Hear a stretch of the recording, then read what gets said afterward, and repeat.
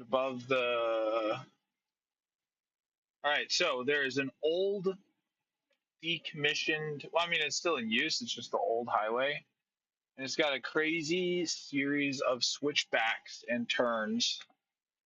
So that's where we're gonna drive. And I'm driving my Honda Accord, which has super loose suspension. Feels like you're riding on a cloud. So this is gonna be fun.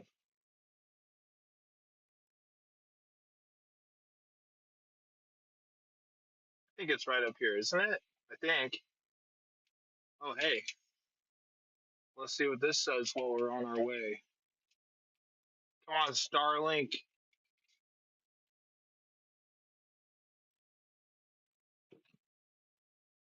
Hold up with me. All right. 7% downgrade. So we're not going to take the main. So they made a new 95 going down the side of the hill. It's steep. It's great. This is it right here. But we are going to take the old road. I don't know if it's not up there, is it? No. I think it's up here. Let's check it out.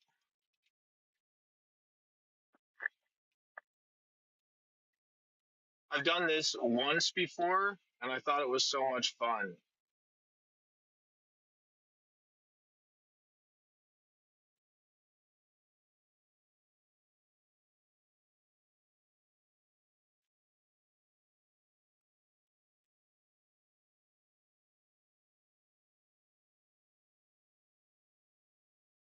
I might need to turn around. I may have missed it. It might be behind me. I pulled over to set this up. I may have missed the turn off. No, there it is. There it is. We're good. This area geologically is crazy. I mean, the video doesn't do it justice. I'll probably switch it to just the front camera, even though it's not a super high resolution. Oh, that wasn't where I wanted to go. It might actually be. Oh no, it's right there. It's right there. We're good.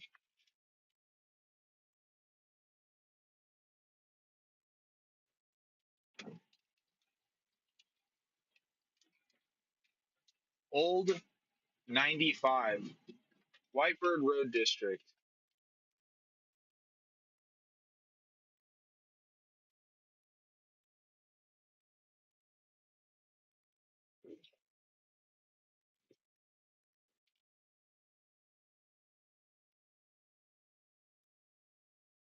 All right, check this out. I'm going to switch to a forward facing.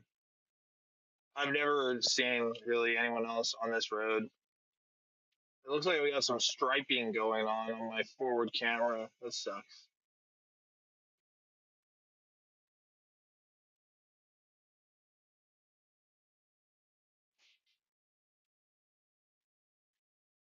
Again, we are in Whitebird, Idaho on Old 95. Check this out.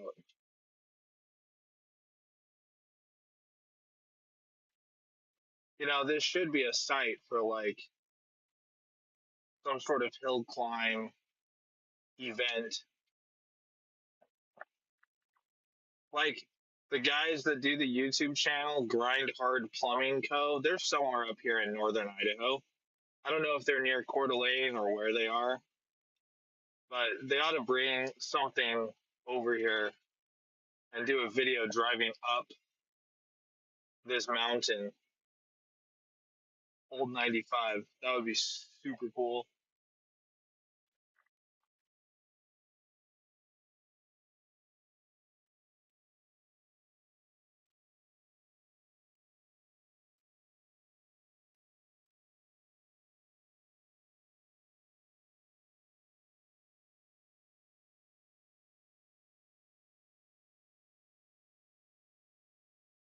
Let's see if Starlink keeps up with us. We're still connected.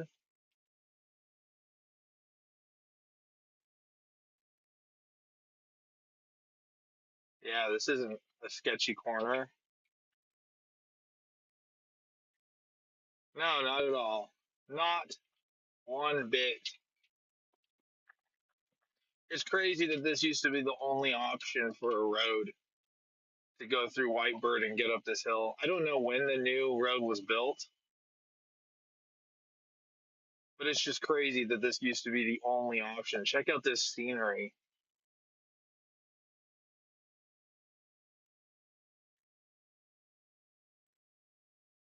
I think everybody should see this drive.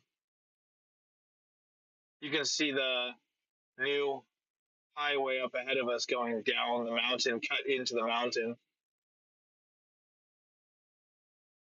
As we come around this corner and look down, you'll see all of the switchbacks ahead. Just unbelievably cool.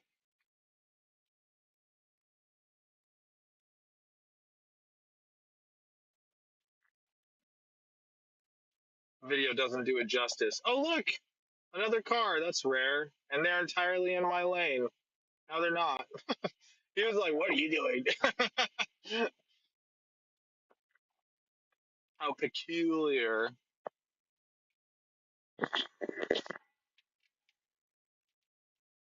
You feel like you're playing Forza or some exotic racing game, except you're not. You're driving a 97 Accord. But that's all right, especially because of the sketchy suspension on this thing. It makes you feel like you're going fast. It's adventurous.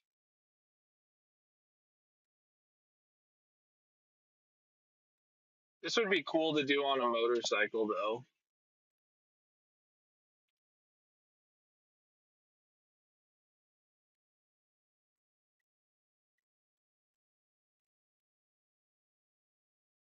Which view is cooler, the quarter resolution single forward facing for this type of thing,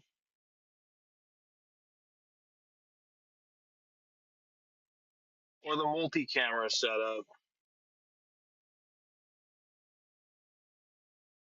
I don't know if the switchbacks are showing up on the camera.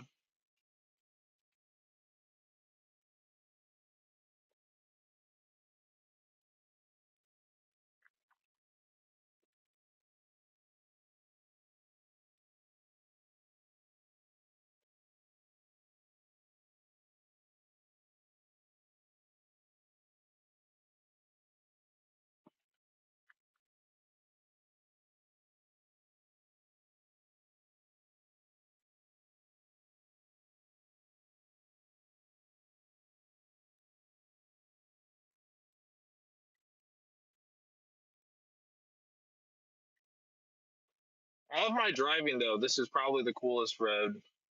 I like a road that goes through a super dense, dark forest. One time I was up by Glacier National Park in like late September, and or was it early? I can't remember, but it was fall when the color changes had completed, but none of the leaves had fallen off. I was up by the entrance to Glacier National Park driving around. That was a gorgeous drive, but I've never really encountered a road quite like this one, especially not in Idaho. Not as far as like a highway is concerned. You can peel off the highway and find places like this off the beaten path,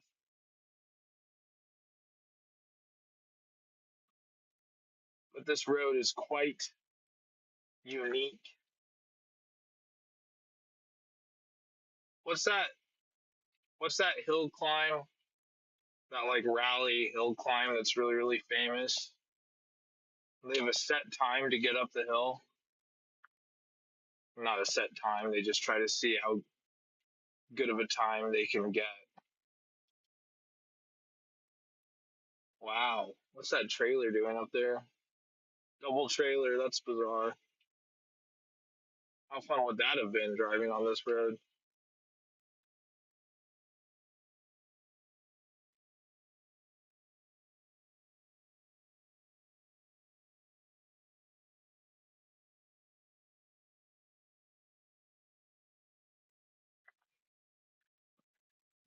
The city of Whitebird. the town of Whitebird is at the foot of this path to the new 95. We will see if Starlink sticks with us here in this valley. I mean, technically it should. Anywhere there's a sky, it's just a matter of if the increased latency due to fewer satellites would drop frames or something else. I mean, the other day I had Starlink set up and I was parked in this tree and I lost data. I had to pull out from under the tree and it worked fine. So it evidently is more sensitive than I thought. So evidently does need a quite clear line of sight than I would have thought.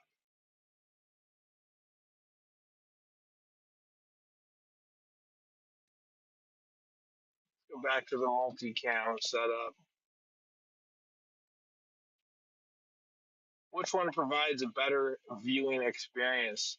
I could use my turn indicator when we want to look behind over to the edge. That could be cool.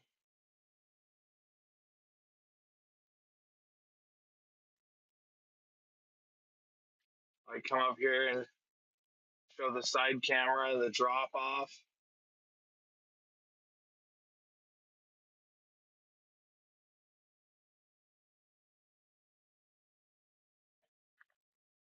I mean, the geological formations, there's just a huge flat plain. Just, I mean, it looks like active subduction. It's so weird looking at it because it's like there's a completely inclined, otherwise flat plains to the valley. It's just very impressive. Like I said, the video doesn't do it justice. Just have to be here to see it.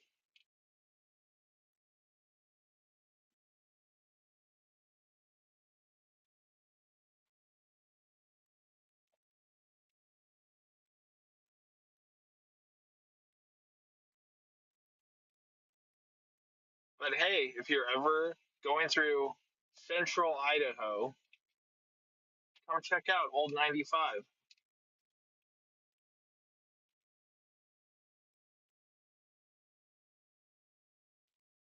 Back to just the forward facing. I'll improve just the forward facing for a better experience, higher resolution. I'm going to do that by setting up a switch to trigger the forward facing camera. So it works just like the other triggers. When I press the button, it shows the forward facing view. Release, it goes back to the quad view.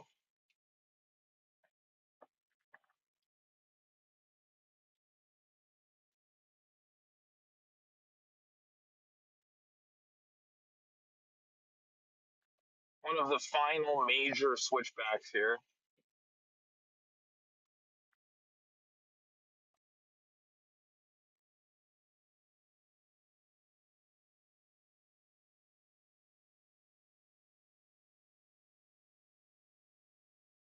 It'll be fun with a what should be done are those downhill longboarders. That would be insane. That would be crazy, wouldn't it? Get to fly off the edge.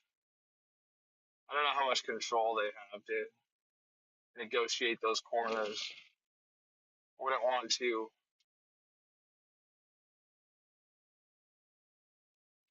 misjudge a distance, that's for sure. There might be some more driving. A project that's covering Idaho, spreads into Montana by Helena Kalispell. That would be a fun drive. Should I do that? I think I should because then I could take us across from Boise to Missoula and show where the EBR1 reactor museum is over by Arco. So I think I should do that.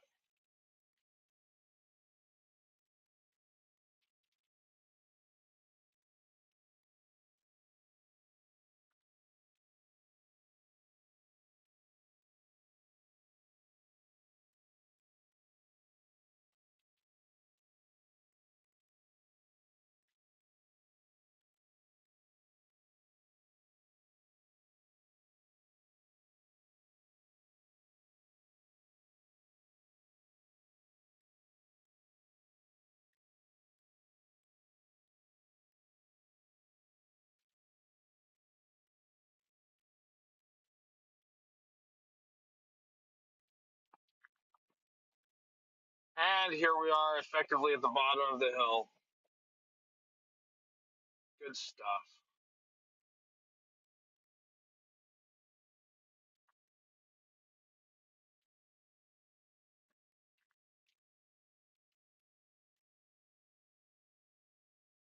We are still going down into the valley, but the dramatic switchbacks are done.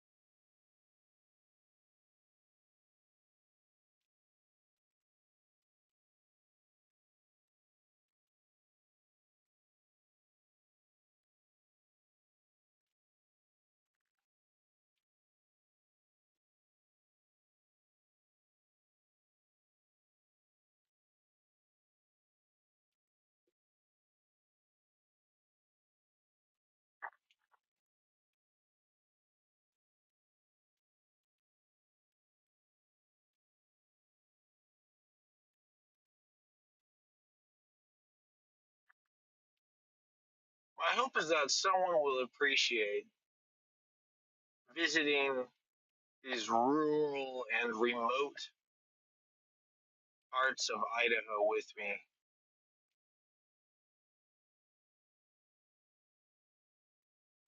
The first day I tested out the stream, I told a story about how I installed a dash camera and I called into a call center to get it verified. Meaning they pull up the client's dashboard and look at the camera images, ensure that they are at the right angle on the horizon and everything's calibrated properly. And I was talking to someone in a call center in like India, and they were so impressed with the clearness of the sky, the blueness of the sky. And I was like, man, I take that for granted. But imagine just living in a super densely populated area with polluted air. That is the funkiest building. What on earth? There's like a converted house back there that looks like an old grain silo that someone converted to a house. Welcome to Whitebird. Don't blink, you'll miss it.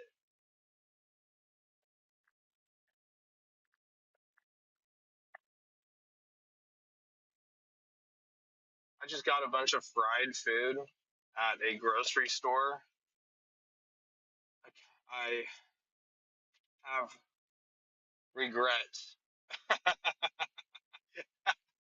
Uh, I wish I would not have consumed what I did.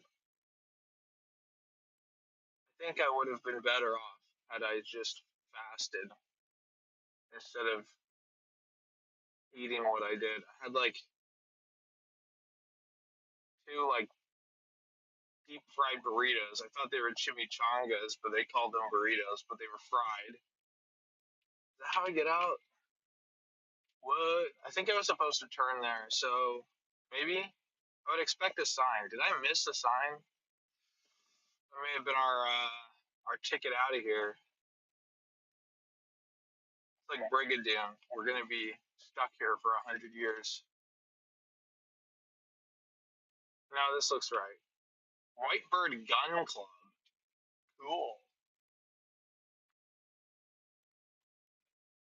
Lots of river tourist whitewater rafting tour river guide. Aha, that's what they're called, river guide. We want to.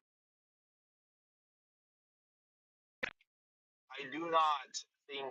I think I was supposed to turn back there. So who knows where we're going now? But the road we just passed under. Ah, regret. I'm gonna turn around. I'll bet I'm gonna lose signal down here. Getting choppy, choppy.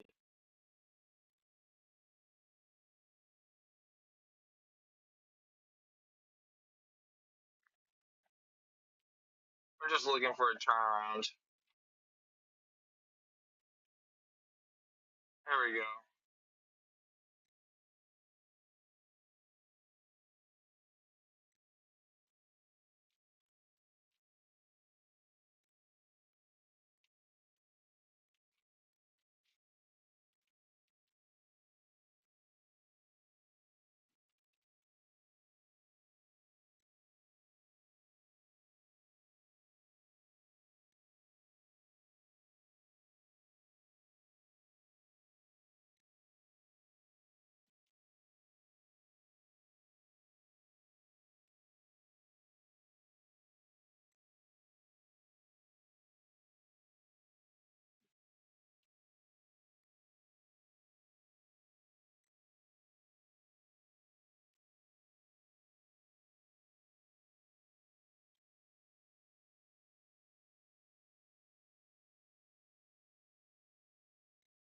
All right, take two. Let's try this again.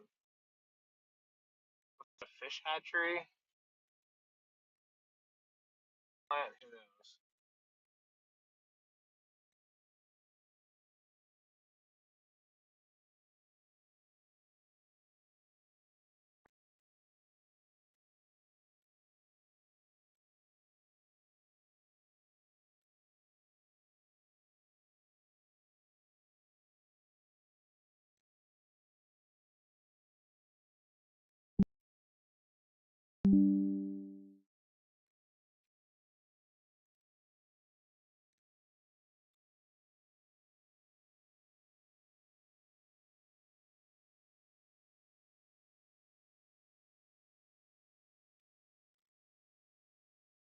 Looks like we lost Starlink. For the plot, this is the bridge that we were going under. I'll cross it. Whitebird is down to our right, and this road, if you follow it up, is the new highway. but I'm not going to. I'm just going to cross the bridge and turn around.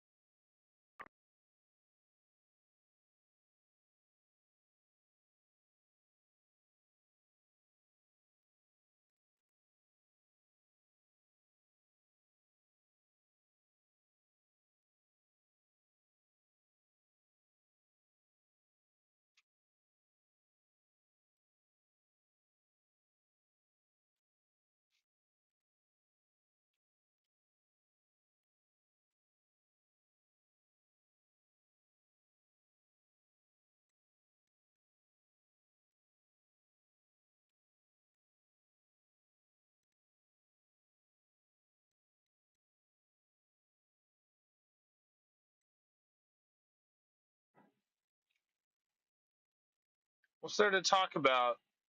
I have one viewer on X. Who dat? Who are you? Post in the chat. Say hi.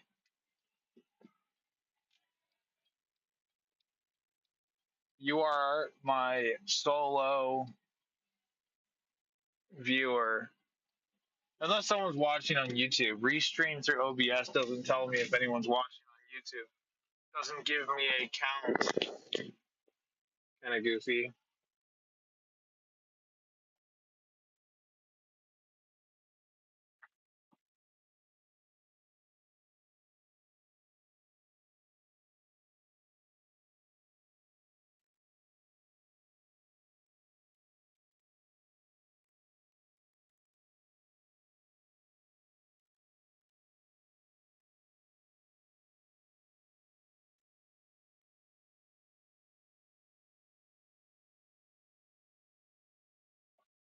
That was enjoyable. Thanks for driving with me.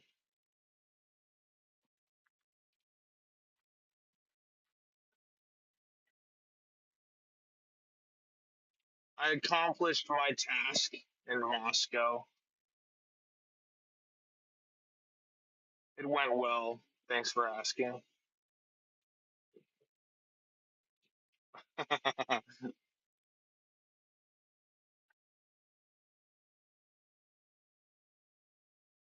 How about all this AI stuff going on, huh? We're gonna get AGI.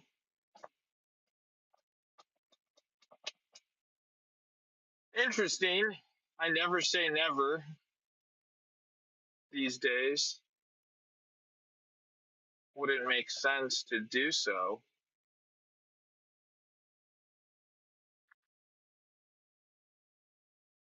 Hammer Creek Recreation Area, 3 miles away. That sounds nice. Hammer Creek. Salmon River. That's where I am.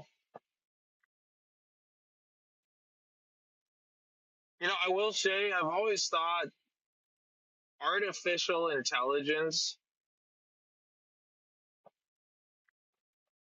of course, it used to be called machine learning. I hope we get rid of the name artificial intelligence at some point because I think like automated intelligence or abstract intelligence is makes more sense because it's not artificial. I mean, like the intelligence or the it's just a tool.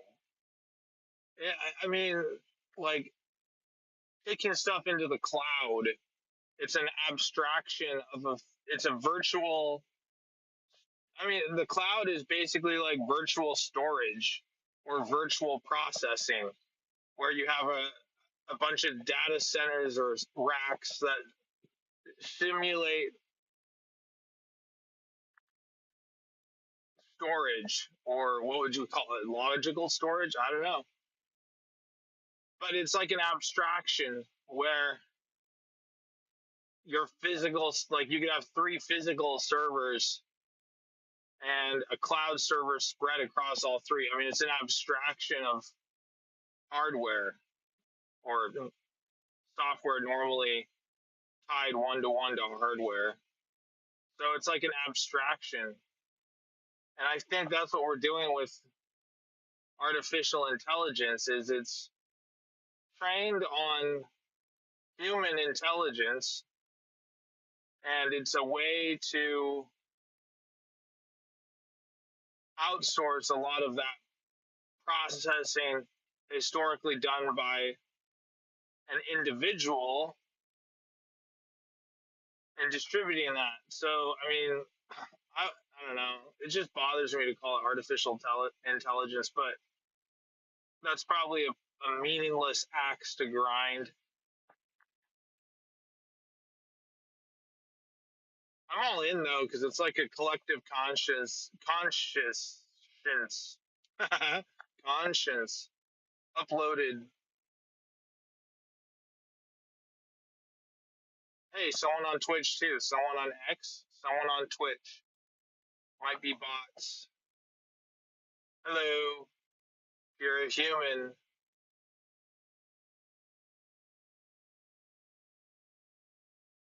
say hello. Who's riding my tail? I'll let this person pass me, I believe, or I'll pull over. I don't like it when people tailgate me. I want to drive without pressure.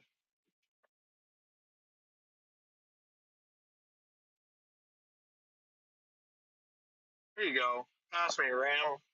Pass me. No one's coming. Oh, yep, someone's coming. Never mind. Don't pass me.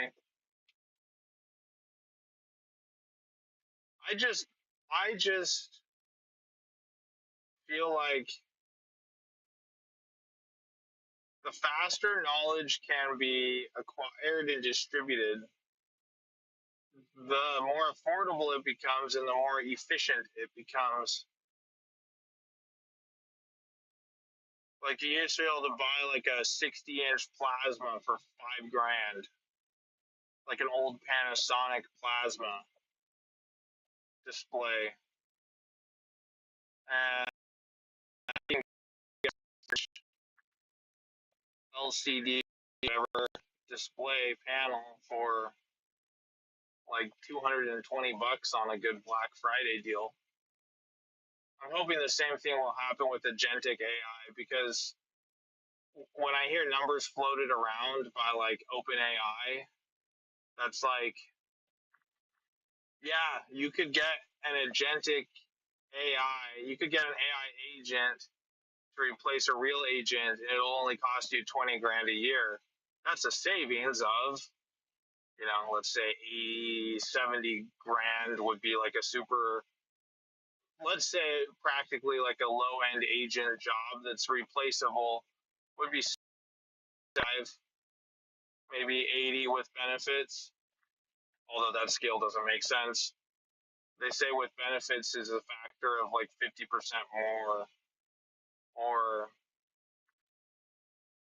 150 original payroll amount.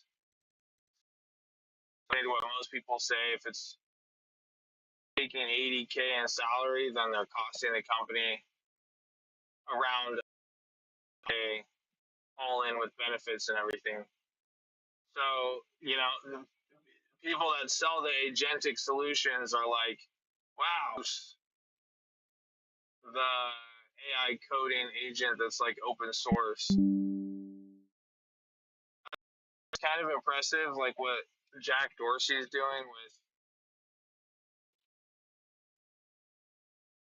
Goose. What's it called? Block. I'm gonna turn and get this truck out of my way. I'm doing it backwards though. I should have gone into this turn a lot earlier, but it's okay. On the opposite side. There we go, free and clear. Nobody breathing down our necks.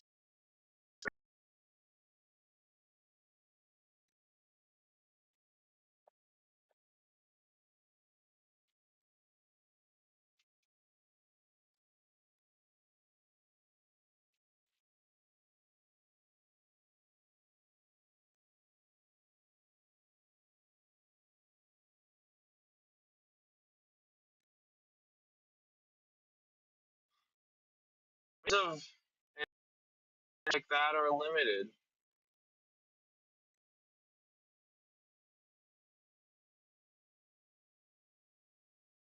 I wonder how long it would be Wonder how long it would be before. Hey, hey. I've often said they need to implement a mass transit system at Yellowstone National Park, just a parking lot where everyone parks their vehicles, and then a bus system that takes policy push, policy push. I once bought the domain policypush.org. Should I bring that back? I think I still own it. I don't think it's expired. That's the plague of buying domains that you will probably never use and then forgetting to take them off auto renewal and then sitting there on domains that are just kind of pointless. But I bought policypush.org. So just like Vermin Supreme, haven't heard of him in a while. You know, he'd run his satirical campaigns and would say everybody needs a pony or whatever. An important icon, an important political symbol was Vermin Supreme. So I will run a similar campaign, kind of like what Greg 1667 69 35 420 on X.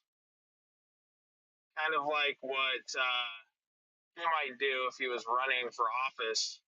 I'm going to create a few pet uh, policies to push. And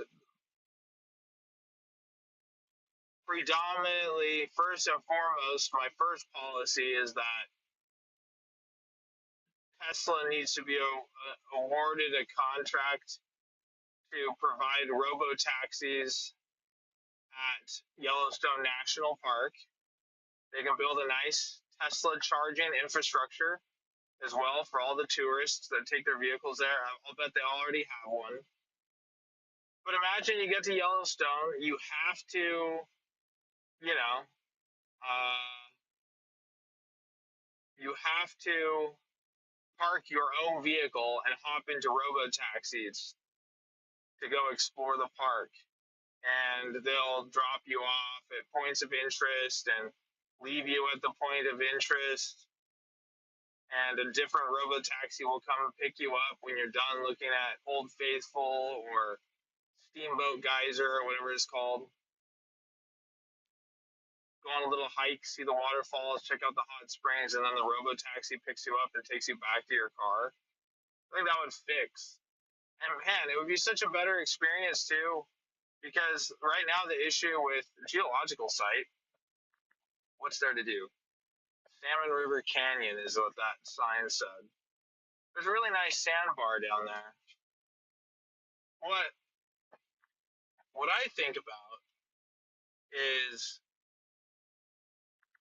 the experience, the tourist experience. Imagine you get to Yellowstone National Park, you get all these foreigners who pull over to the side of the road and block traffic for 3 hours to look at a squirrel, and you're like, that makes zero sense. And by the time you get up to where the blockage was, it's like a mule deer or just something. You're like, that's ridiculous. Why did we all stop to look at a deer? And it congests all the traffic. Imagine, if you will, I was thinking at first buses, but they're noisy and you have to get a driver. But I think robo taxis are the perfect solution because not only are they autonomous, but even the person who would ordinarily be operating their vehicle isn't going to rear end anyone. They'll be able to see the sights too. You all pile in a robo taxi, you see the bear or the bison or like a deer or a squirrel, whatever you want to see. You can sit there and take pictures from the robo taxi. But here's my question: is once we live in like this iRobot, you remember in iRobot when Will Smith's driving and co-star is like, "Hey, you can't switch to manual going at these speeds. Are you crazy?" And of course he does it, and then they fight all the robots. And great movie, great movie. But it makes me wonder if, like, at what point will self-driving not let you take the road that I just took, the old 95, either for economy reasons or local reasons.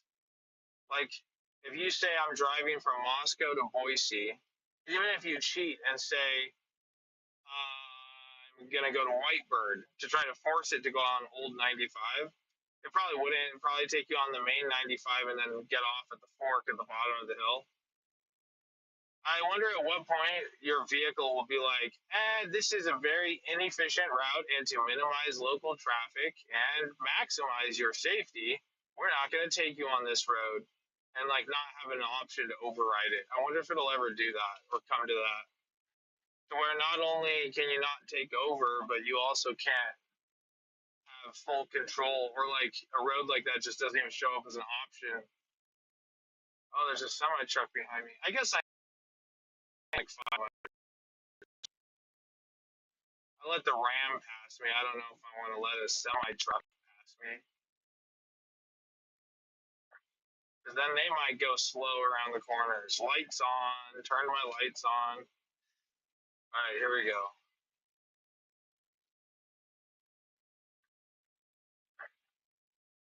We're like 20 miles north of Riggins right now.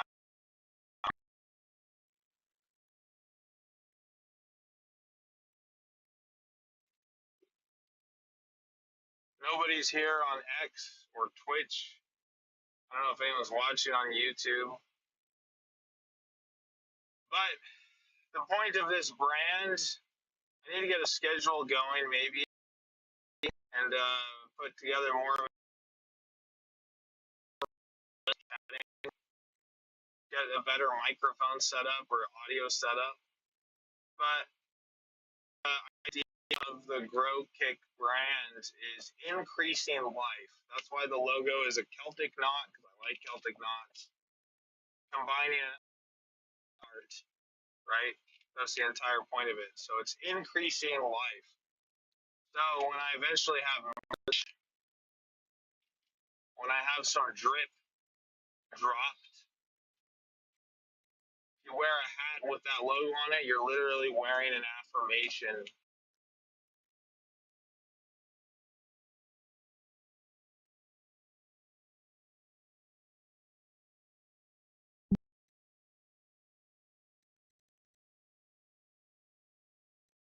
I mentioned earlier I was looking forward to the Piers Morgan Uncensored with Dave Smith and Konstantin Kisin. It was released. It was not terrible. It was at least more civil than and Ted. But anymore, I'm just in that camp that is like all of it kind of feels like a distraction.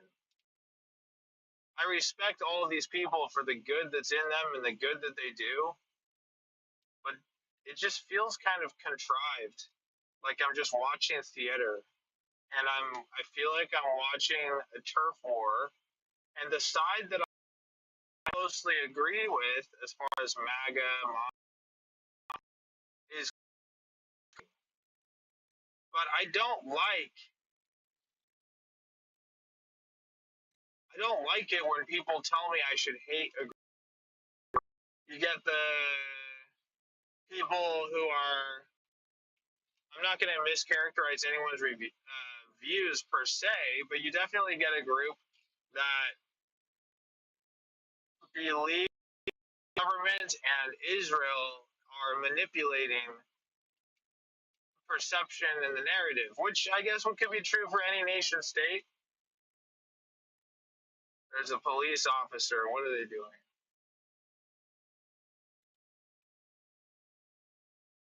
I mean, I think the state manipulates or propagandizes the view, as I explained.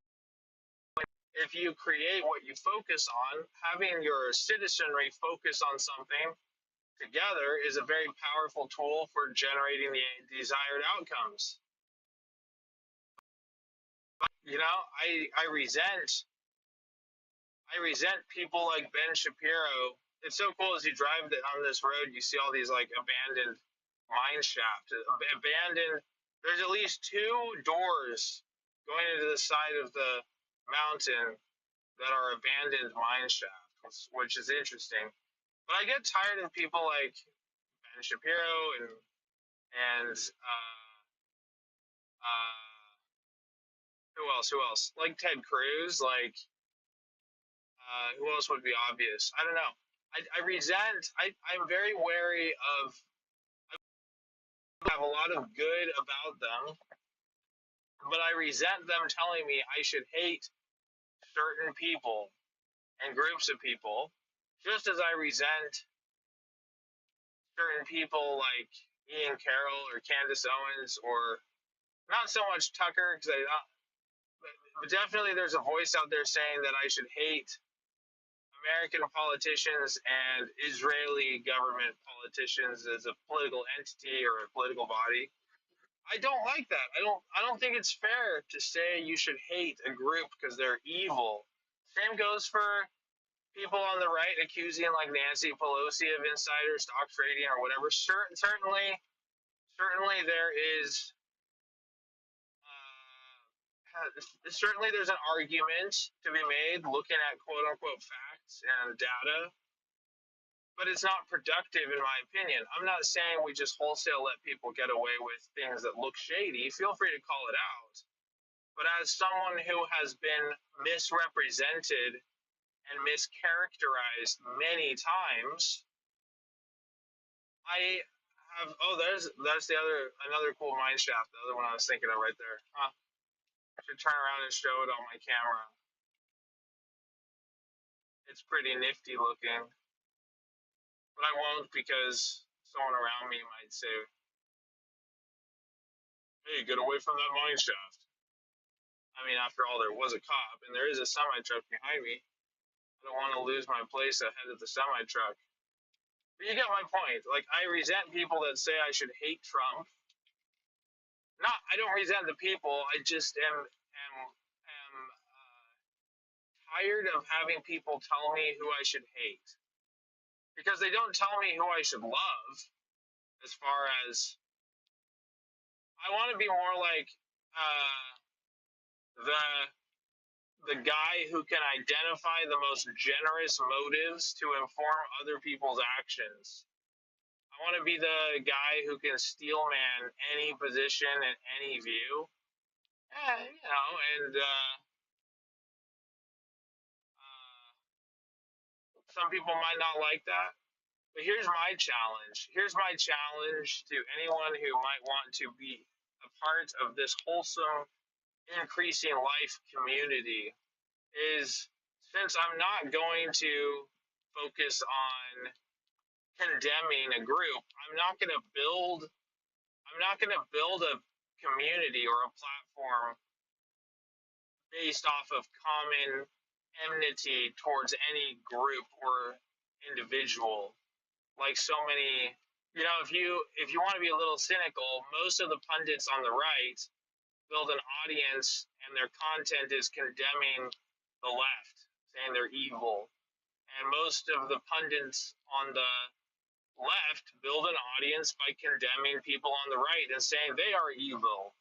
So their entire brand gets based off of a critique. I'm not mentioning any specific names, but literally you could give me a beer and I'll bet you I can identify some good about them with a very light research, very shallow research. I'll bet you I can find something good to praise about them because there's this concept I was talking about earlier. I need to find out what study it was in, but basically any culture, relationship, society, whether it's a company or a marriage, anytime that there's a less than 5-to-1 ratio of positive to negative communication transactions, it is trending towards dissolution as an entity. So when we think about a culture becoming toxic in the workplace, likely there is less than a 5-to-1 ratio of positive to negative communication transactions. And as you exceed that, as you get higher than 5-to-1, it just hedges you in. It hedges you against the potential dissolution. Here we come on to Riggins, aren't we? Here, what a beautiful place. Riggins is so cool. I wish there were some more trees, though. I love trees. That's why one critique about central Idaho is we don't have enough trees. The national forests, on the other hand, are awesome. But man, some of the coolest places in my mind are like Washington, Oregon around Crater Lake, the Redwood Forest, Northern California. Those, you just go there and you just feel like there's just something. Oh, dead deer, unfortunate, bloated, ready to pop. Poor dead deer. Sorry, dead deer. It's such a such a magnificent feeling being in like an old growth forest. You just feel like you're just breathing vitamins. How's this for a business idea? I've always wanted to open an oxygen bar. I don't know why. I don't know why. Should we have a Grow Kick oxygen bar? Well, patronize this community and join in, become super fans and contributors, and commit to spread the idea of increasing life to all and favoring positive narratives. There's a lot of vitriol. We are in a soup of animosity and incivility in public dialogue. So, the countercultural movement, as espoused by such as Lex Friedman, is to actually love each other, be understanding, be positive. Anyway, I remember I was going around the Mall of America in Minneapolis, and I found this oxygen bar, and it was the first time I had seen it. I was like, what is this? And it was like, hey, this is cool. So what? You put in a nasal cannula.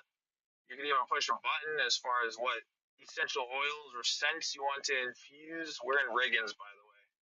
What sort of essential oil to infuse within the oxygen? Oxygen is apparently effective in we're in Riggins, by the way. Within the oxygen and decreasing headaches or I don't know, improving mental clarity. What I haven't done research, but it's a thing. But I always thought for some reason it'd be fun to have like an oxygen bar. But get this, imagine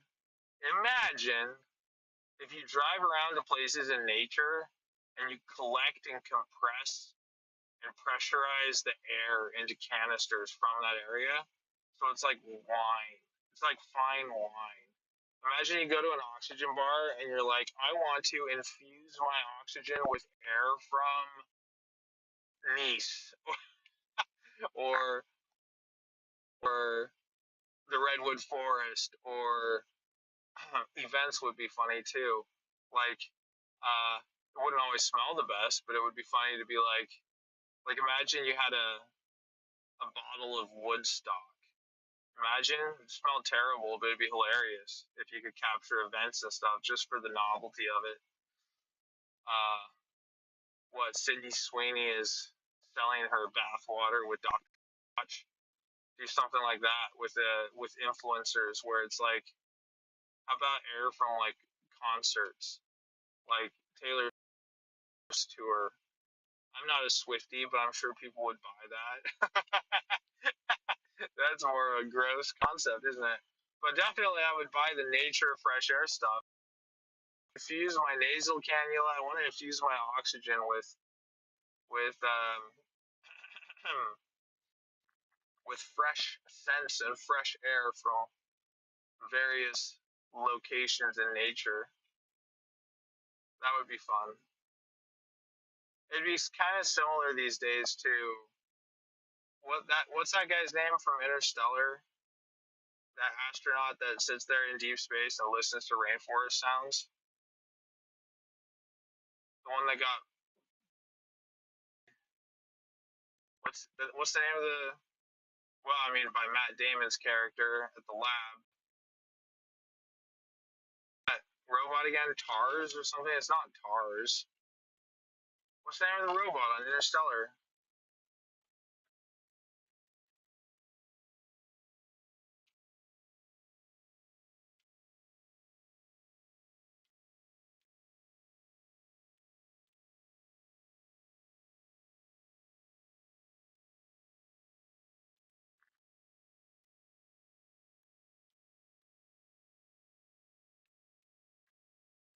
I think these people that buy an old hotel or do short-term rentals in it, I think that makes so much sense. You'll find people that'll buy an old motel and just lease out all the rooms on Airbnb or VRBO.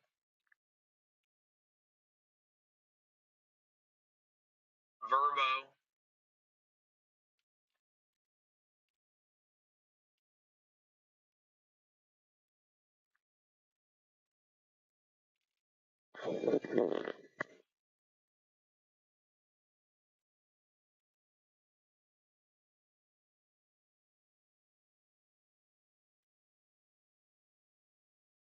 We need a good cause. We need a worthy cause.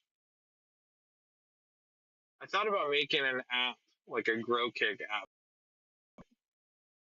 where it suggests random kind things you can do every notification. Like, hey, take someone's shopping cart back to the shopping cart return for unloaded the products. But kindness is just free energy. It is absolutely just free energy. Something that you're just capable of doing. It's free to just be mad at people all the time and get you down. Or you can choose to go do something good for someone, which adds energy and value to their life and yours. So it's a win win. It just takes a little bit of ego and suppression of natural inclinations. Take some humility and generosity, perhaps, to get out there and do something kind.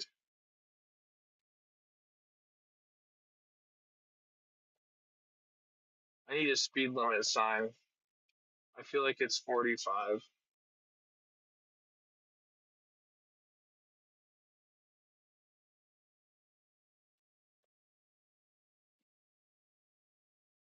Hey, one viewer on X, one viewer on Twitch. Comment, say something. Who are you? Where are you from? Tell me before I lose my Starlink connection again.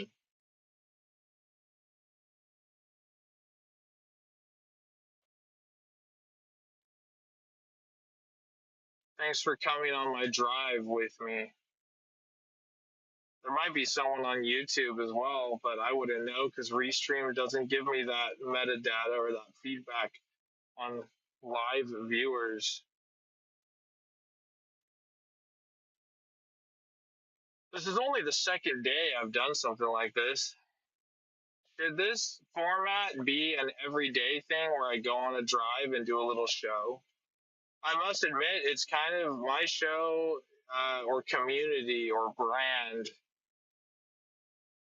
is designed to be the most wholesome place on the internet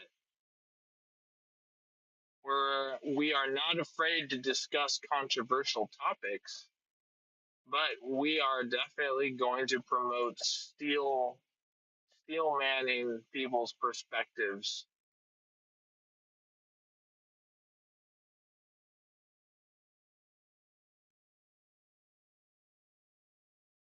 And if we find ourselves calling someone evil, I think we should be very careful and we should check ourselves. Because doctrinally, as a Christian, I believe we all, well, it's a contradiction because we are all fallen. So in some way, you could say there's nothing good about any of us. And if you want to do a deep dive, I believe there is nothing good about any of us. Anything good about us or good that we do is done by the power and nature of Christ.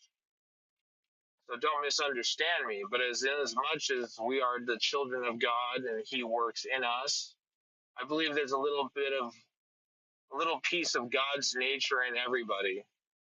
We call that the light of Christ in my faith, which is different from the manifestation or gift of the Holy Ghost. So we call it the light of Christ, and everybody has the light of Christ in them. Everybody has some of God's goodness in them. I sincerely believe that. So anything difficult in your life, Jesus descended below it all. So anyway, here's my challenge: trying to have a wholesome community full of positivity and increasing life training mindset, getting us to create in this reality instead of compete for what's already been created, realizing the potential and power of our focus and of our attention.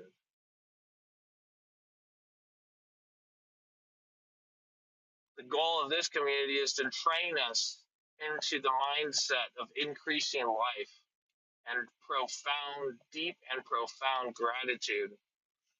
Watch what the Y-Files came out with yesterday on its episode called Synchronicity, and you'll know exactly what I'm trying to do with this Grow Kick brand. I'm trying to build a community of people who are willing to hold forth the world view that the world is wonderful, becoming constantly.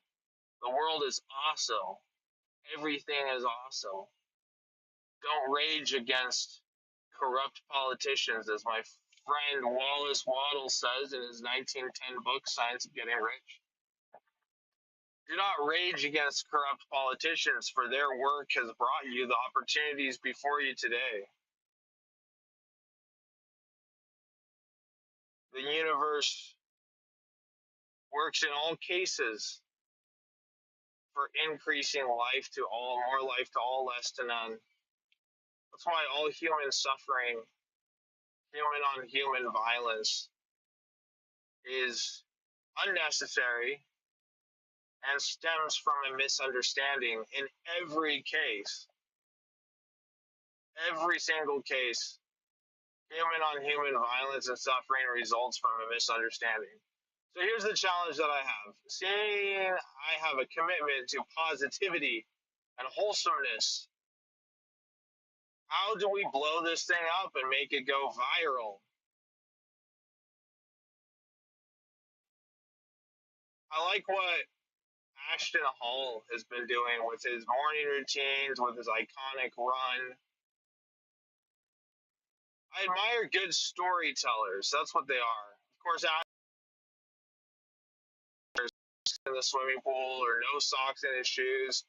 He has someone prepare a meal for him in every video, then drops it, breaks the plate, how to prepare a meal. You know, he says thank you all the time. I mean, he did an amazing job. Some kind of virality to blow this community up that would be useful. Find more who are interested in committing to a positive worldview, one in which we try to create, one in which we believe in being and doing and having rather than having, being, and having, doing, and being. From Wally Minto is the earliest version of that concept that the world tries to work with the have, the do, and the be. Have something, so you do what people do that have that thing, and then you become that person by do, because what you are is defined by what you do, which is determined by what you have. So if you have talent, you sing, then you are a singer. Whereas the way to flow with the universe is imbuing, holding forth vision with the commitment to bring from the infinite substance into your life all good things, creating a definite vision in your mind that you can visualize so clearly that you can be grateful for having it before it's come to you, and be so sure in your faith that you enter the state of being as if you already possess the thing. I'm not talking about materialism, I'm talking about knowledge. Sure, if you want to say riches or wealth or materials, that's fine. But being able to have a clear and specific and definite vision,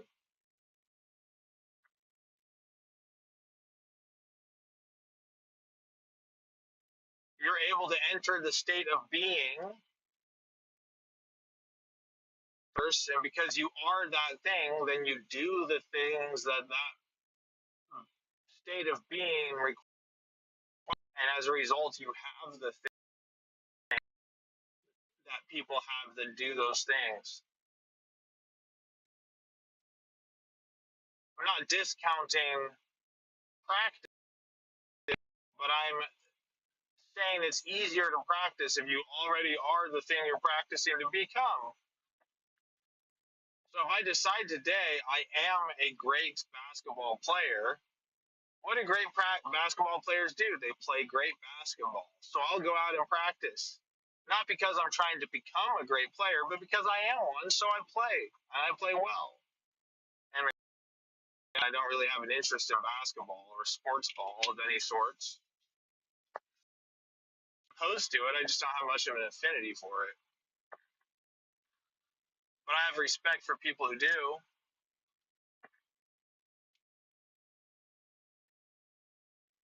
But this reality is malleable, and we can even observe that. I want to say first thing to do to break someone out of a finite reality who's stuck on the competitive plane, maybe first and foremost to acknowledge it's subjective in the first place. There are so many things where reality is perceived differently by different people according to the filter they apply to it. So first you have to acknowledge that there actually is no single interpretation or experience. There's no single unified concordance or concurrence on reality. Some people will say reality sucks. Other people say reality is awesome. I tend to trend towards negativity. So part of this exercise is I'm now a positive person.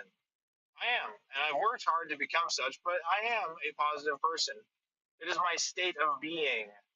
I cannot lightly speak negatively of other people because it doesn't feel right to distribute bad energy to others.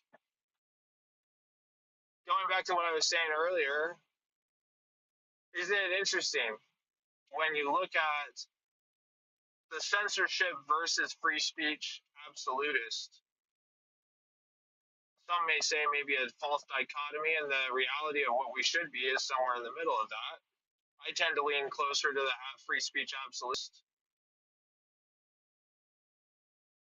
dichotomy, and the I tend, but again, I mentioned this earlier in the day. If we take that single example of censorship versus free speech,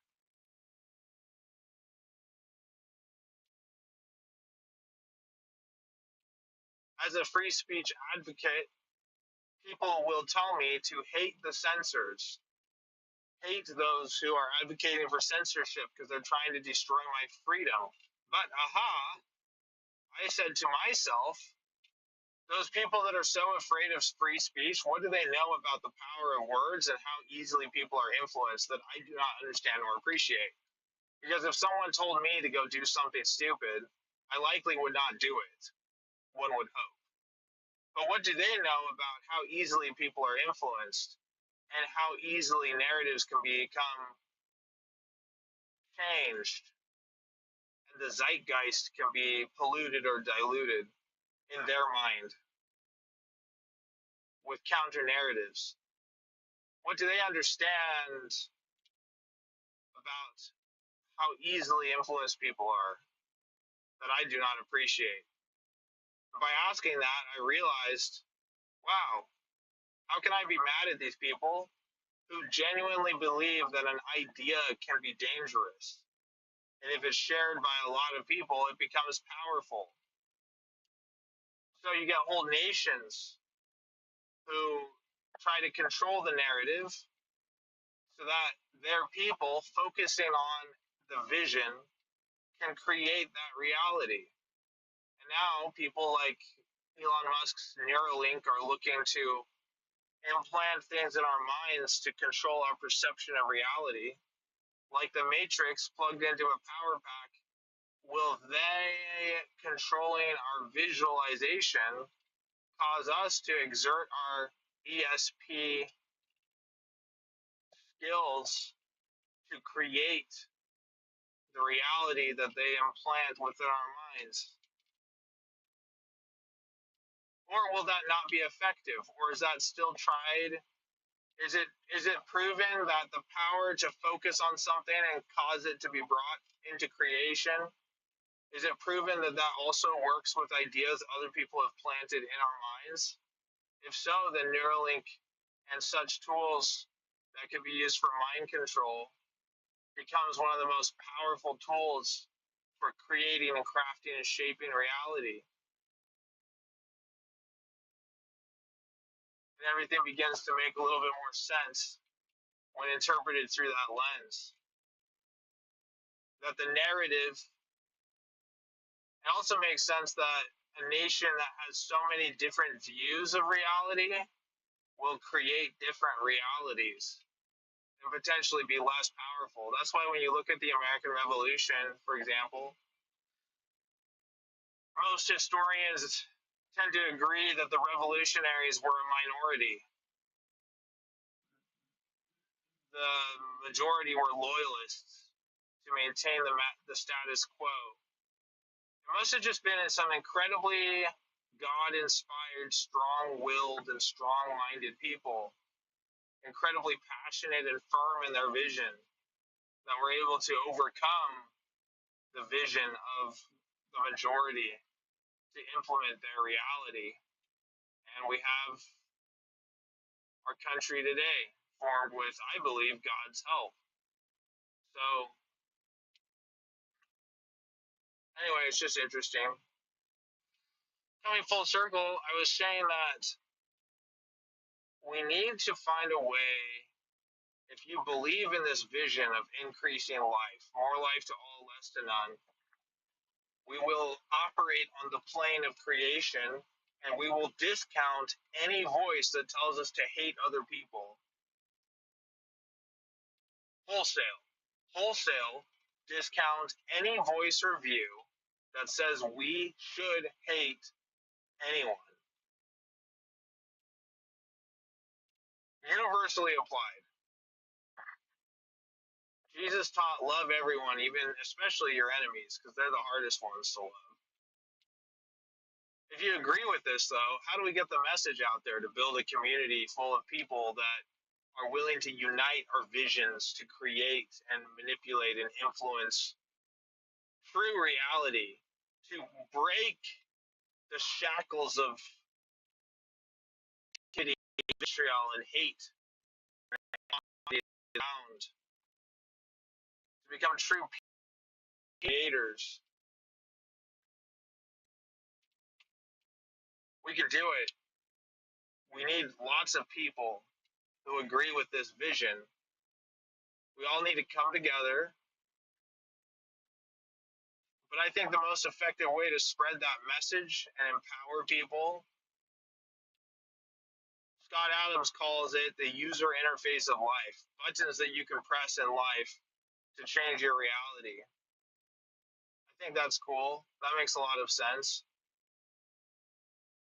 But again, I agree with this is it's the most effective to train your mind. Use the user interface of reality, but not to change your state of being. Change your state of being first, mindset first, and then push the button to cause reality to adjust to your mindset. It says in the Science of Getting Rich that those who can focus on what they want in spite of what appearance suggests are the true masterminds, can create whatever they will. Those who can observe illness without taking on the reality of illness, but can hold forth the thought and mindset of health in spite of illness. This is the biggest irony when people want to use quote unquote reality to introduce doubts to their faith and the fixity of their purpose. Because ironically, Wallace Wattles wrote The Science of Getting Rich. In 1910, he published it.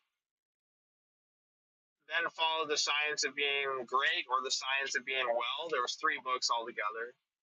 And then he published a series of articles in the Nautilus magazine, which was part of the New Thought movement, between the spring and summer of 1909, I think. The series was called What is Truth? And there's an association for the preservation of spiritualist and occult periodicals.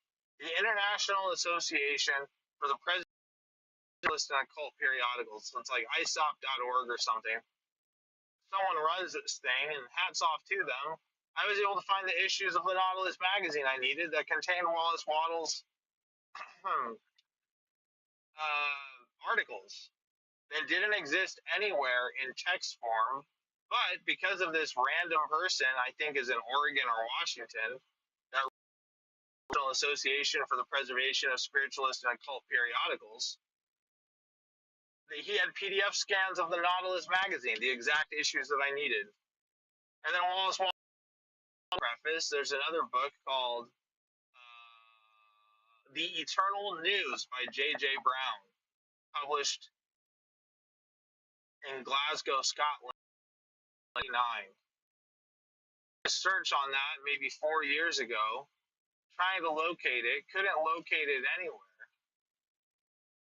But eventually, a few years ago, I was Googling it, doing some research, and I found an entry listed in the catalog of the National Library of Scotland.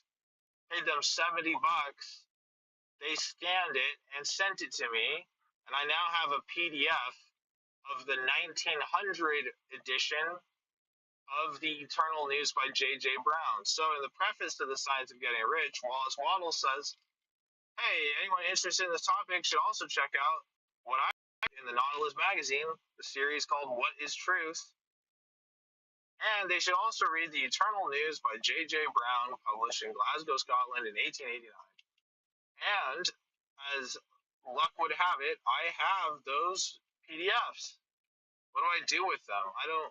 The format is so funky on them. I was thinking about like figuring out how to convert them to text and then maybe release them on Kindle Direct Publishing as like a Science of Getting Rich combined with The Eternal News and What is Truth in like a 3-book volume. 1 book, 3 works, 3-work book.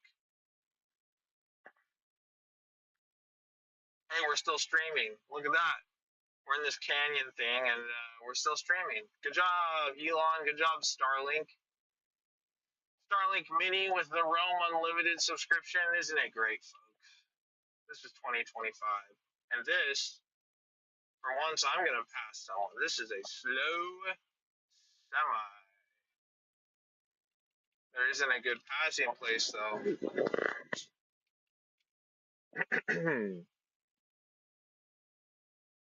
Maybe there will be a slow vehicle turnout. See, this is a more foresty area. This is nice. I like forests. Anyway, I have these PDFs now. I just need to figure out how to digitize it. I don't think AI can handle it yet because it doesn't have the nuance to potentially overcome the formatting issues. Because, like, in the Eternal News, the formatting is so screwy. It's got, like, the chapter title and then a small subheading and then, like, a block heading. And then each section has its own heading, like a paragraph heading. Like, it's so oddly formatted that I don't necessarily know how even to format it unless I format it just straight across as is. But then there's a whole bunch of misspellings. The interesting thing about the Eternal News, though, is it was published in 1889, then re-released in 1900. And right in the cover of the edition I have that I got from the National Library of Scotland, it says the intent was to release this bicentennially. I'm sorry, just centennially, every 100 years. So it said right in the cover of the book, this is the 1900 edition. Watch for the next publication in the year 2000. And I saw that and I'm like, hey, I'm so happy I found this book because so help me, J.J. Brown, I will publish 25 years late what you intended to be the centennial publication. So I might be 25 years late, but here's to you, J.J. Brown. I have your PDF. I need to upload it. I haven't even read the whole thing yet. I read like maybe half of it as I was trying to digitize it, but I struggle with sustained effort. Maybe I can find someone on Fiverr that I could just pay to send them the PDF and say, please put this in a format that'll work for Kindle Direct Publishing. I wonder how much someone would charge me for that.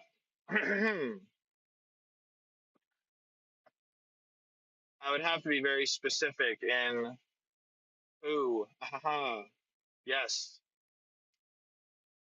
I'm gonna do it. I'm gonna do it. I know just the person to do it. Yes, indeed.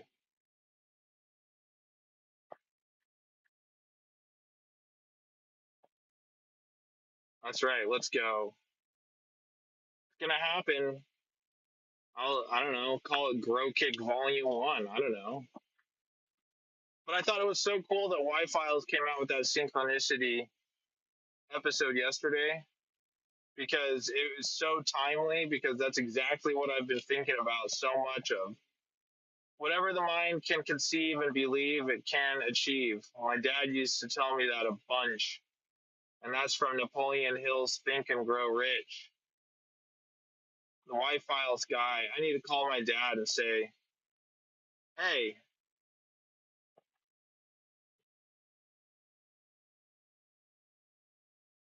you know what I should try doing? I should try calling my dad using a soft phone that I have and see if Starlink can handle it. Should I do that? That would be hilarious. Should I do that? Chat? I run my own chat. There's still one viewer on Twitch and one viewer on X. Should I pull over and try calling my dad on the soft phone? I think I will. Oh man, that's a perfect pullover spot too. But I'm going too fast to stop and there's a truck riding my tail. Tisk tisk. Alright, I'm gonna come up on the next intersection. I'm gonna pull over and call my dad. The first phone call on a live stream driving down the road. He gave me these headphones, these earbuds, see you, Toy. What are you, a Tundra? You're not a Tacoma. Oh, it is a Tacoma. How nice. I thought it looked a Tundra, right? Truck nerds out there.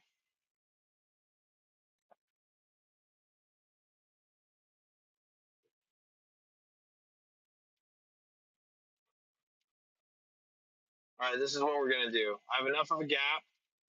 First opportunity to pull off. I'm gonna slow down. I'm gonna try a phone call. Mary moment. We can do a live DVR using Starlink, piped into my laptop to OBS, sending out to Restream. Can we handle a phone call? It can barely handle what I'm doing, but I don't know if I'm throttled by the processor of my laptop since it has entry level specs. Yoga 6.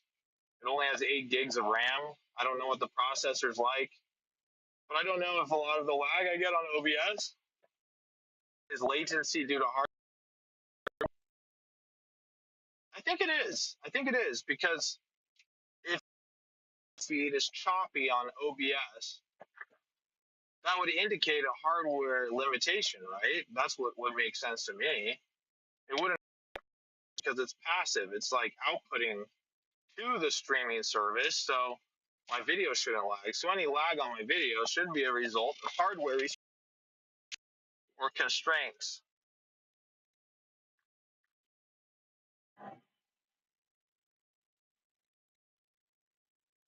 All right, here's a wild test.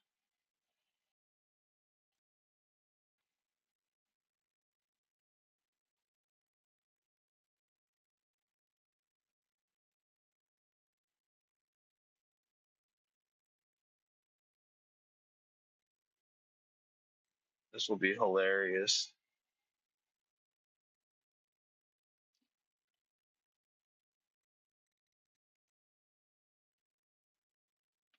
Yeah, my poor computer.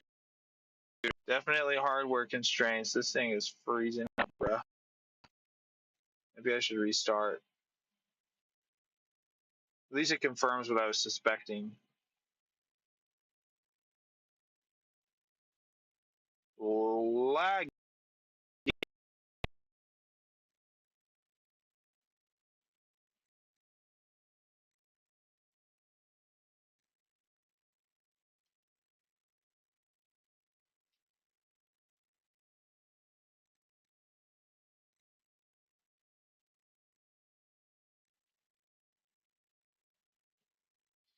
Well, that's good to know. I don't think it's a Starlink constraint.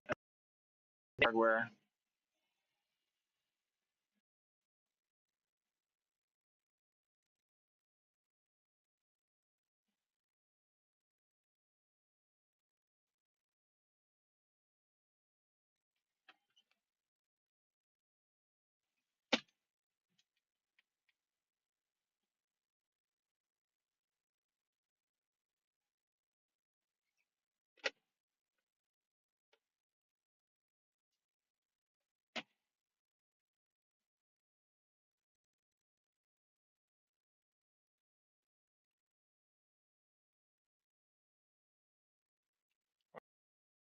I might break the internet.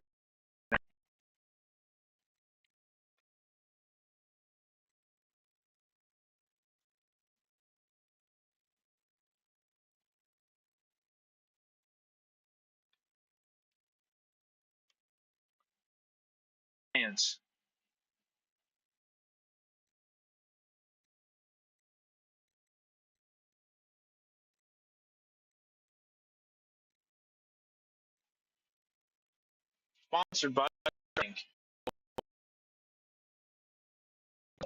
JK. Sponsored.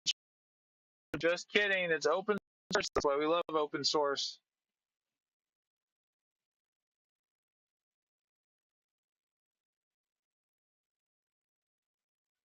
Are you gonna work?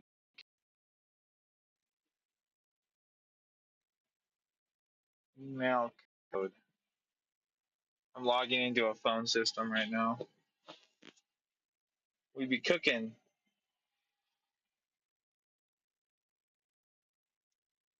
right now.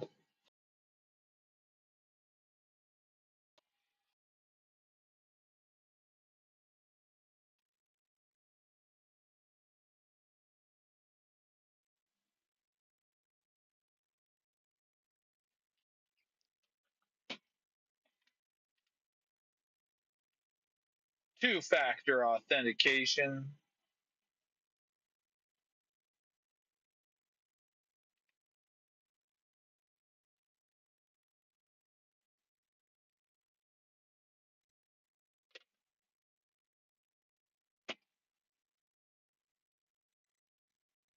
Doubt my dad will pick up because I'm going to call from a number he may not recognize as mine.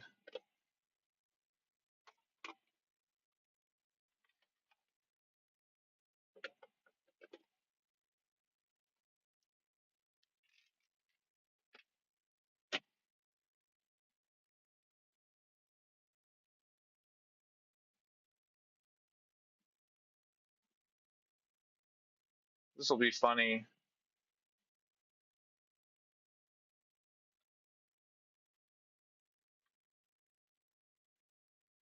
This will be very funny.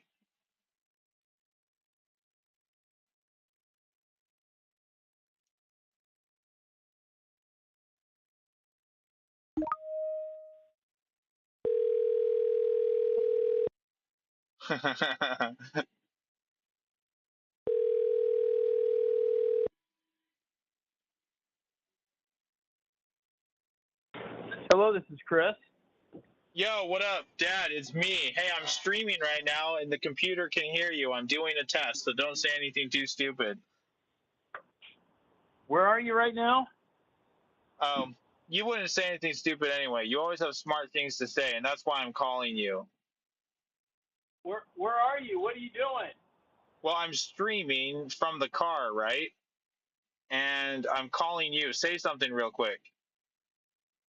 Okay, I think it's awesome. What city are you in, or what are you near? That's hilarious.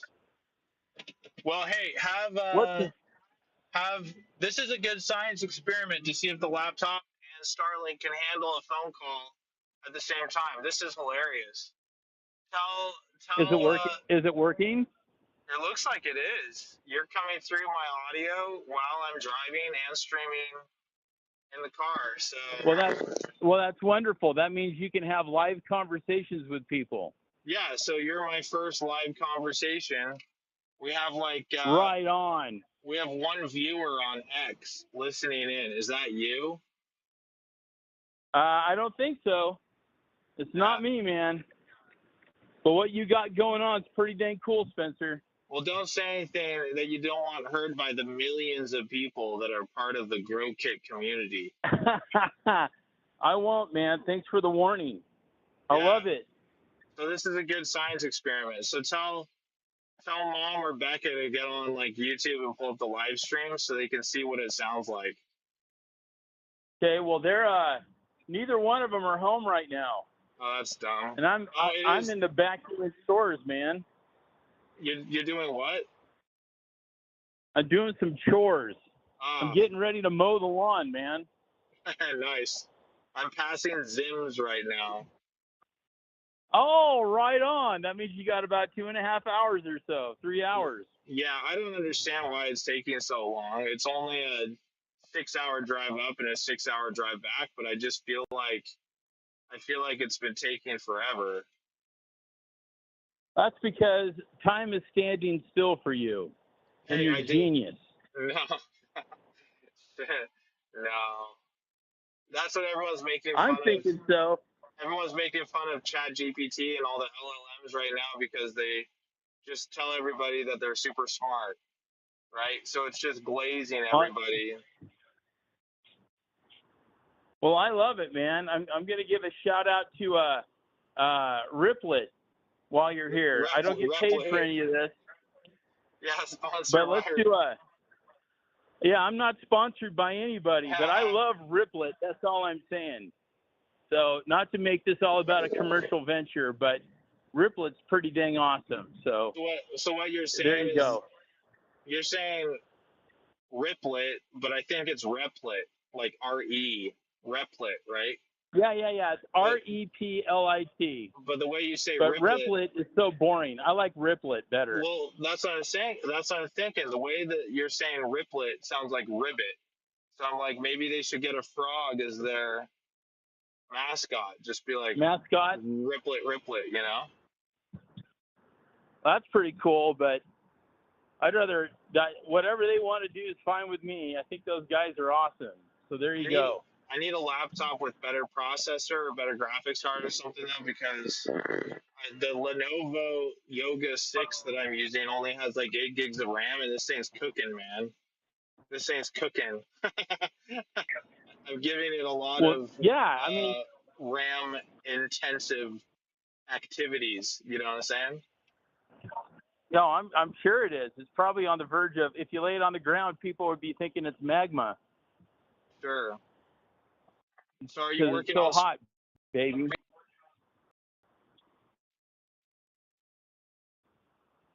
Are you working What's on the that? spring? Are you working on the sprinklers? Hey, I'm losing you now. Oh man. You still there? Yeah, I'm still here. Can you hear me? No, I haven't done that yet. Um, but I'm trying to get the little things out of the way.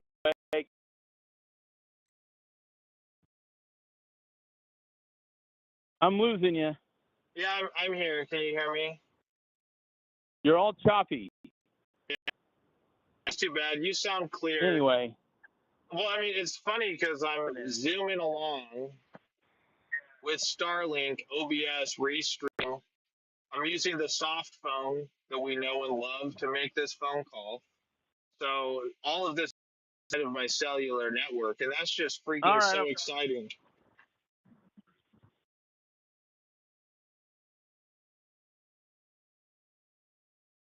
Did I lose you?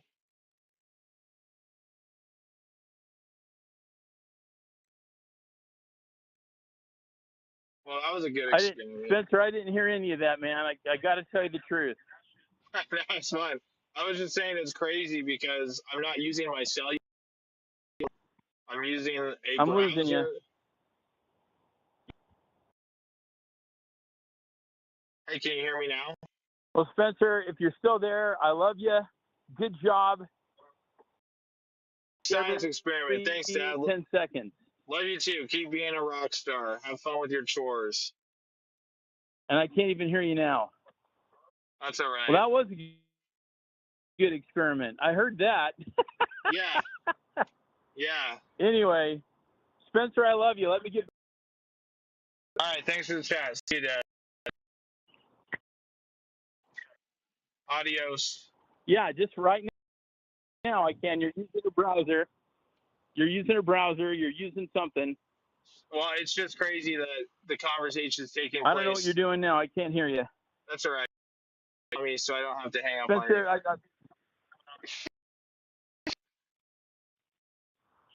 All right, man. I'll keep doing my chores. I heard that. I love you. All right. See you, Dad. Thanks. Bye.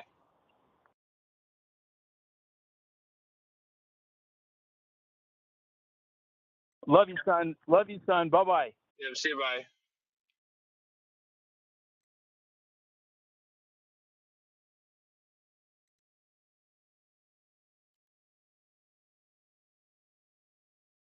I just need. I think I was constrained by not necessarily the network, but by my laptop. Open up the resource monitor to see how much CPU and RAM I was consuming. But like I said, I would imagine this thing was cooking. What are those?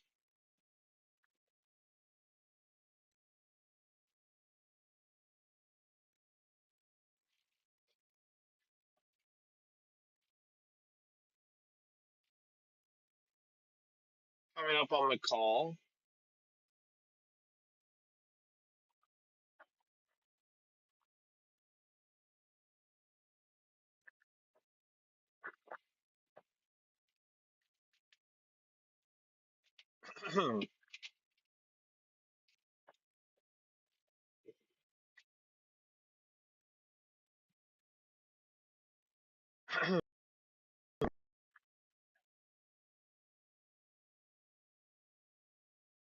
Anyway, a lot of this is by Scott Adams, who I've listened to for years. My friend Dan introduced me to Scott Adams. Obviously, I knew who he was because I've been a fan of Dilbert for a long time, but I wasn't aware that he was doing where he was discussing politics through the lens of persuasion and how to create your own reality and such. He's an icon, man. He's a legend. A lot of times I thought you needed, in order to have a quote unquote show, I thought you needed some fancy equipment and technology. Again, this is years ago. I never thought of like having a truly independent. Obviously, I knew podcasts, tons of podcasts out there on the landscape, but I never really thought of basically having like an independent talk show that you stream, like pundit style. And I think it's great that Scott Adams largely just kept his same low budget, highly substantive format every day for all of these years. Christmas, Sundays, whatever. He was just there streaming in the morning, plugging his systems over goals and et cetera, so on and so forth. And I was so devastated with the news that he has terminal cancer. But I'll tell you what, I personally think he must have some sort of optimism or must be turning some corner in a positive way, health wise. Because when he first made the announcement publicly that he had cancer, many of us suspected it because he was kept dropping so many hints. Every day he would do his "you should have asked Scott" science topic, and then pretty much immediately right after he would talk about the latest in cancer research. And he kept saying things like, "Trust me, I would know."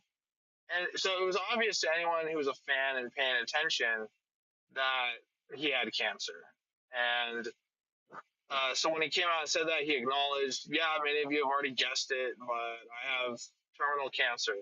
But I tell you what, ever since he made that announcement, it was, I want to say, he seemed really down for maybe a week or two. But then he said something like, I have to go to a health appointment or do a health thing. And he said it's not all bad news or something like that, something to that extent, which caused me to think we got disconnected. Now we are reconnected. Drop. We got disconnected. Now we are reconnected. Dropped out, came back. Don't know what it means. Don't know what it did to the stream. Got one person on Twitch, one person on X. And I know that that's not like a restream bot because sometimes it says there are no viewers. Like it says there are 0 viewers. So it might be a bot from something else, but I don't think it's a restream bot. Because again, if it says there's 0 viewers and right now it says there's one on X and one on Twitch, then that tells me something's watching. Who knows what? But anyway, Scott Adams was so influential to me because he was one of the first influences that was a political pundit in my life that was not a doomer, was not someone saying, oh my gosh, the other side's winning. They're going to take all your freedom. They're going to destroy your ability to do fill in the blank. And that template, that formula works for both the right and the left. Scott Adams basically looks at bad things and says, well, that's not good, or that's silly, or that's a uniquely terrible idea. But he doesn't, in my opinion, attack the person. He considers their idea and explains why he thinks it's not correct, and largely looks at people in like a Dilbert frame, like a humorous sort of office drama. I dare I say lighthearted. He's not a lighthearted dude. He's very passionate about what he does, and you can tell that. And he finds great meaning in it, and it's inspirational. But he was really one of the first people that I heard who was an optimist in the sense that you can make reality into what you want. in the public sphere, especially the political sphere, he was the only person talking like that. And when it comes to pure tech, I like Mark Andreessen. To me, Mark Andreessen very much has a. I love the optimist Martin Horowitz A to Z. You can read it on A16Z. Sorry, A2Z is Amazon. A16Z.com. Mark Andreessen's Techno Optimist Manifesto. And I mean, that's exactly the type of thing that I would promote as part of the Grow Kick brand for increasing life. So I declare the the the Optimist Manifesto from A16Z to be part of the lexicon or the canon for Grow Kick's Increasing Life brand. I also include in that, I also include in that mix the Getting Rich, which is chapter 17 of the Science of Getting Rich. You can find the full text on Gutenberg.org, or you can. There are two editions of audiobook on LibriVox in the public domain. My favorite edition is the most recent one, version 2, recorded by Daniel Sanchez. And since it's in the public domain, I can even play it right now on stream. In fact, I did do that earlier today. I had it pulled up on Windows Media Player. So, content of chapter 17, a summary of the science of getting rich, up there in the Grow Kick canon.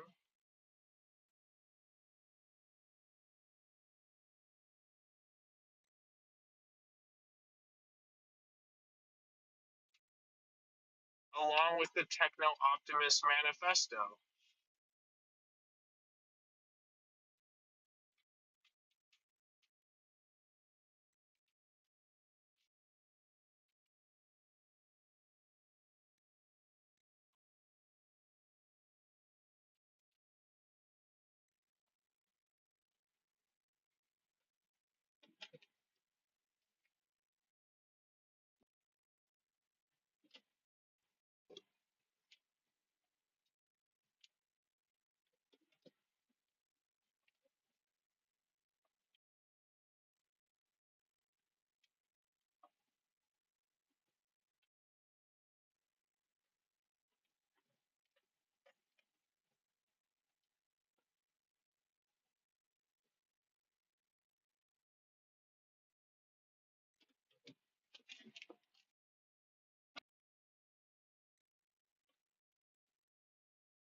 It says X is unable to connect.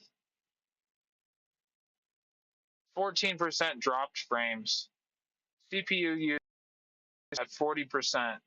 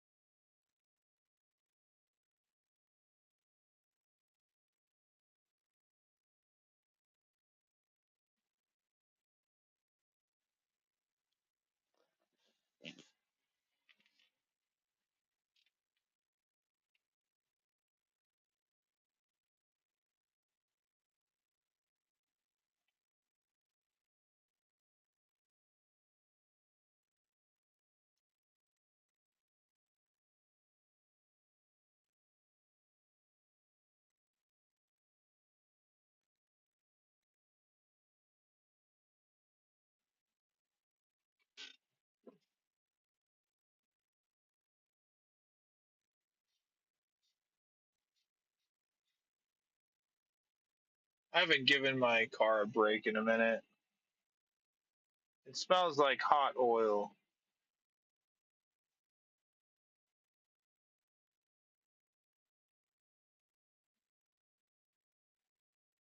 Right? No.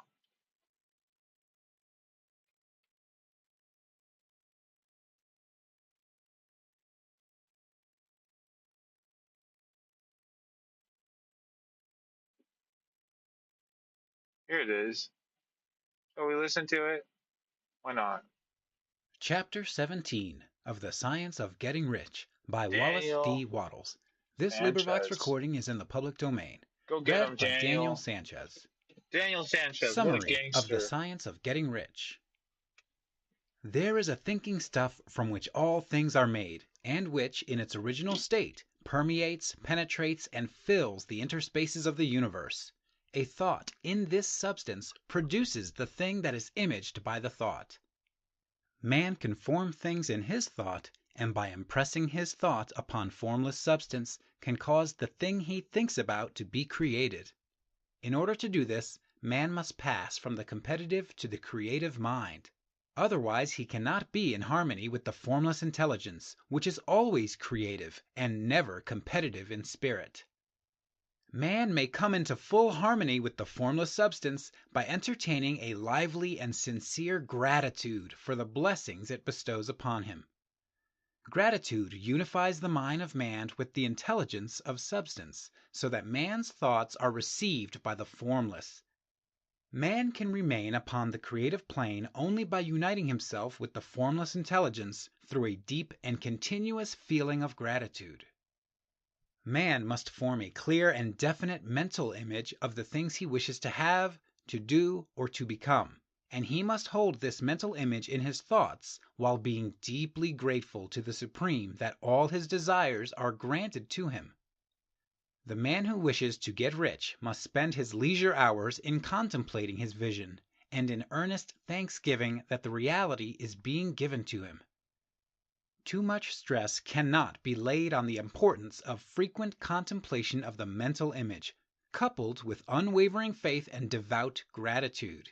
This is the process by which the impression is given to the formless, and the creative forces set in motion. The creative energy works through the established channels of natural growth and of the industrial and social order. All that is included in his mental image will surely be brought to the man who follows the instructions given above and whose faith does not waver. What he wants will come to him through the ways of established trade and commerce. In order to receive his own when it shall come to him, man must be active, and this activity can only consist in more than filling his present place. He must keep in mind the purpose to get rich through the realization of his mental image. And he must do every day all that can be done that day, taking care to do each act in a successful manner. He must give to every man a use value in excess of the cash value he receives, so that each transaction makes for more life. And he must so hold the advancing thought that the impression of increase will be communicated to all with whom he comes in contact.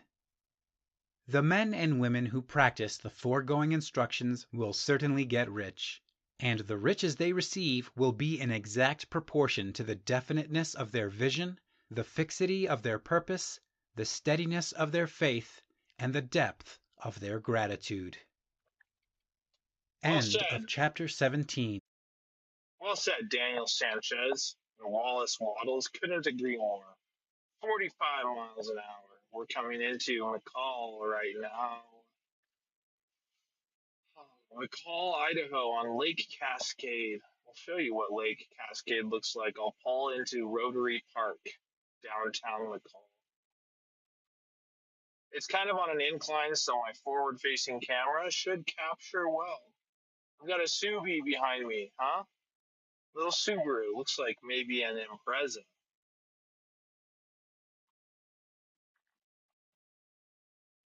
My 6-year-old would be impressed with the hood scoop on the Subaru Impreza. He loves hood scoops on cars.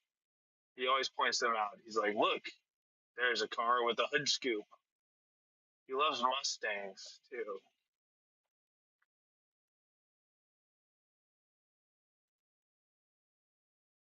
Oh, bro, I got a little heartburn, probably from that gas station. It wasn't a gas station, but it was a grocery store in Grangeville, Idaho. It sounds bad when I say it out loud. fried food at a grocery store in Grangeville, Idaho. That was perhaps a mistake. Oh, there's Shore Lodge. And up ahead over this bridge is Rotary Park. If I turn into Rotary Park, it'll give you a nice view of Lake Cascade. Shall we? There it is. I'm going to beat this row of cars. How about that? There it is. Hi, Lake Cascade.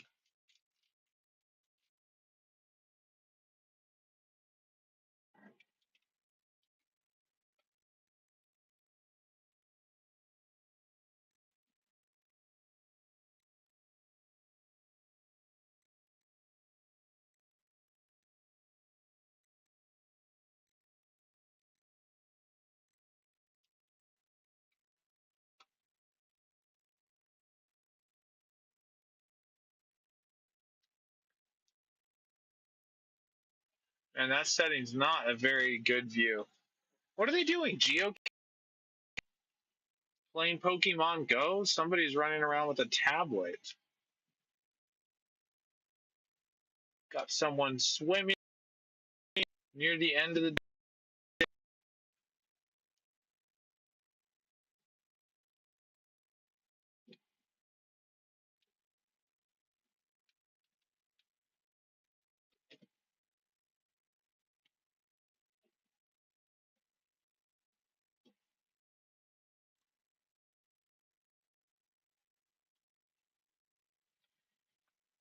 Yeah, it's kind of terrible quality when I do just a quarter of the.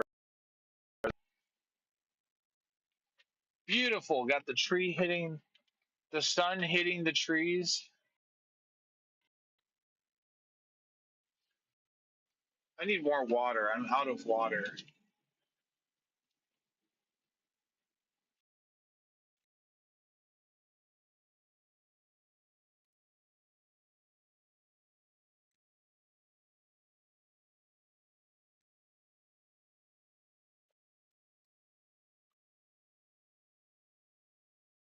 What do you think of McCall, Idaho?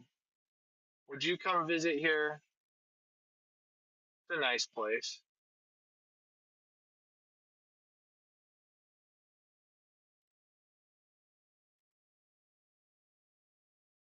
I mean, is the normal camera setup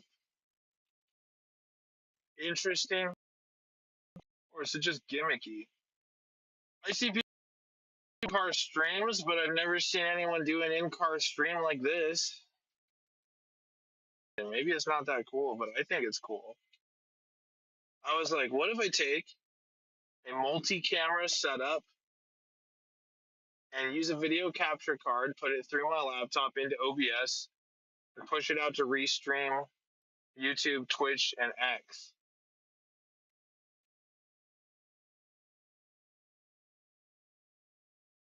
And it works.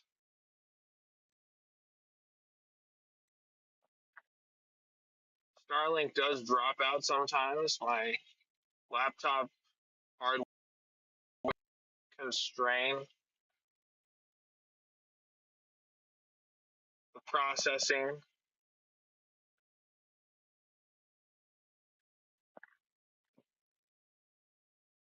What I want is some orange juice. Doesn't that sound good right now? With pulp.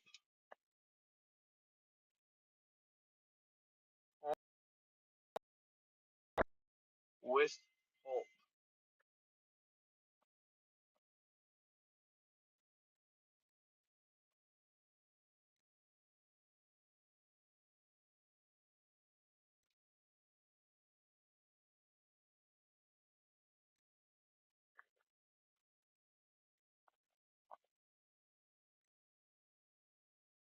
No extra.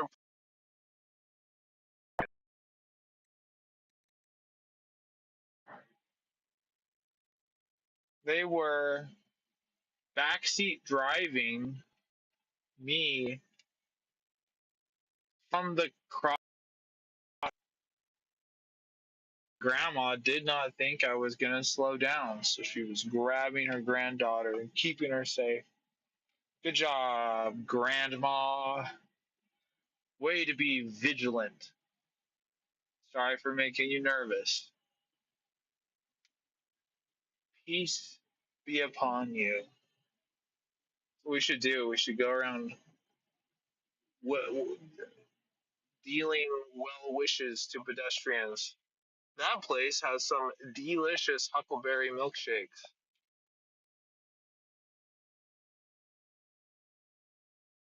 But I have avoided added sugar for almost a year. Haven't had a milkshake in almost a year. Haven't had sugary soda. I'll have like a sugar-free soda on occasion, or a stevia soda. Today I've consumed an inordinate amount of energy drinks to stay awake for my 3:30 a.m. drive. It is now 9:10. So combined, I left Boise at like 4 a.m. and I'm 2 hours away from Boise now. So when all is said and done, it will have been a man. It's hard to believe, but it will have been a 20-hour trip, which just really doesn't make sense at all. Because I definitely was not in Moscow for 10 hours today. So how did it add up to a 20-ish hour trip? Because it's like 6 hours up, 6 hours back. That's 12 hours, which would mean I was in Moscow for like 8 hours, but I wasn't. I did pull over for like a 50-minute nap, which doesn't make sense because I had 4 energy drinks. I had 2 Rock Stars and 2 Red Bulls, yet somehow still needed a 50-minute nap. I evidently have a high tolerance for caffeine.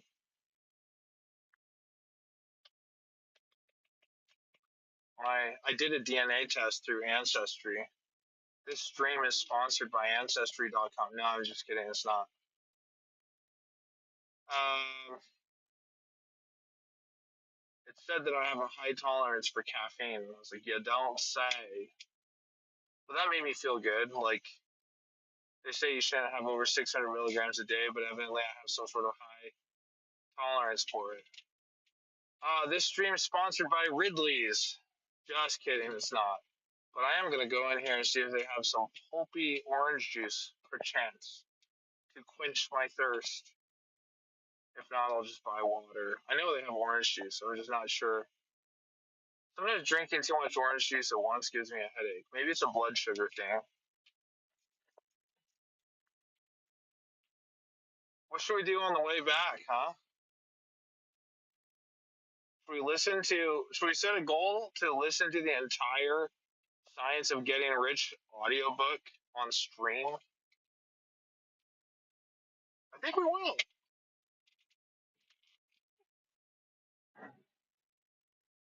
All right, I'm going to pause this from now. I think I'll